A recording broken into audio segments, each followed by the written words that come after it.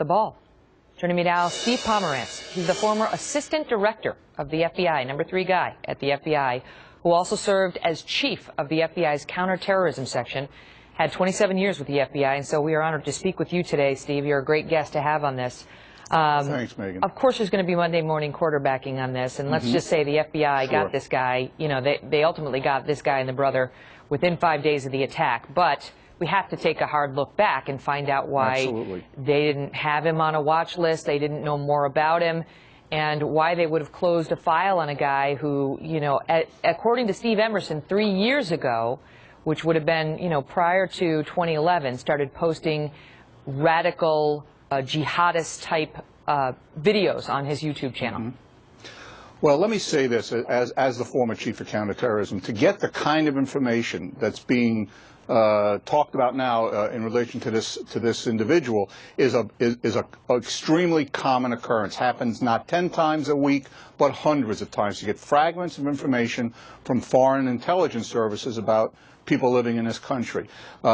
Oftentimes, they're general, just as you described it, so they have some extremist ties. What does that mean? What can you do about that? So, but it is certainly the responsibility of the FBI to follow up on that information, which it sounds like they did. What would they have done? What would they have done? Okay. You do checks on the individual. You do some rudimentary investigation. You look at his activities as best you can. Talk to some people. Review public records. See if he's got arrest records. Try to get some sense of what is he employed? What is he going to school? Once you do all that, if there's nothing concrete, look, this is a free country. To post hateful material on the web, to engage in propagandizing, act in sympathy with certain terrorist groups is not illegal in this country until you cross that line where you do something that actually is illegal. We have hundreds of people, if not thousands of people in this country who we have identified as having some sort of sympathy to foreign terrorist organizations. And in the nature of this democracy, there's only so much you can do. Sure, you can put him on a watch list. Sure, you can add his name to a database, but that doesn't in any way infringe on the potential for that person to ultimately engage in an act of violence. Here's a tough question. As I see it, the toughest question out of this. Even if all of that is true, then why on Monday night, in the wake of the terror bombs in Boston, didn't the FBI, you know, the guy who had talked to him, because the mother of these two suspects is claiming the FBI used to come to our home, they used to talk to me, they told me that my son was really an extremist. You know, now the mother's also said some wacky things, but so I'll put that catch on it. But they admit, the FBI, they looked into him. Why on Monday night didn't they say, all right, terror attack in Boston? We just talked to a guy in 2011 in Boston who had been red flagged to us. Let's just look at our records. Let's go back and look at all of our records. Oh, wait, there's his picture. Oh, wait, he looks exactly like suspect #1 that 4 days later they asked the public for help identifying. Yeah, I can't answer that question, Megyn. I don't know whether that was done or whether it was not done. You would think if they had that kind of information, if they had a photo, that would have been done.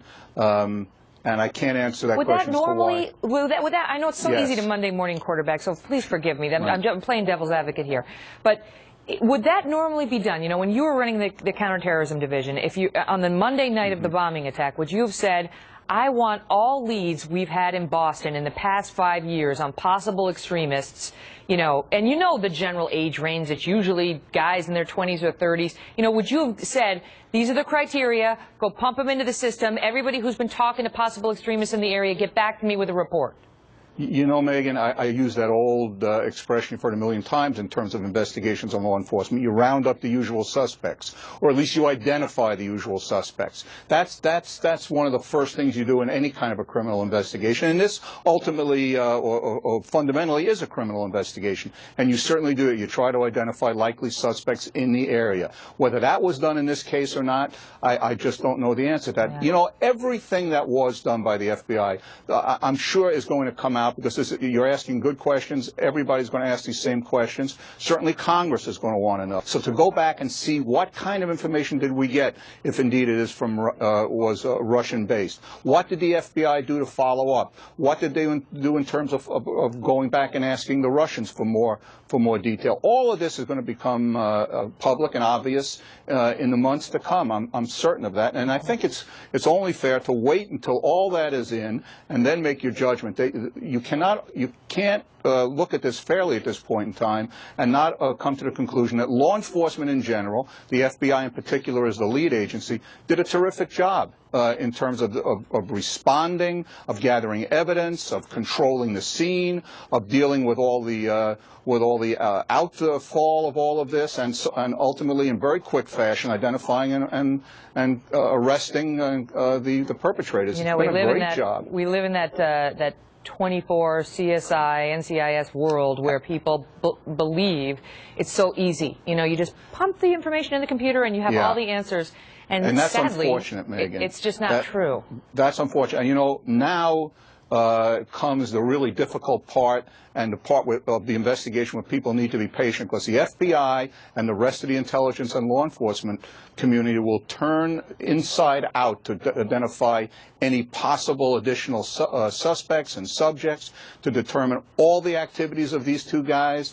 The net will be cast far and wide, and every lead will be uncovered. And we need to have some patience to allow them to do that, because this is not CSI. Yeah, it's the real world. This is the real world. Steve, thanks so much for being here. You're welcome. All the best to you.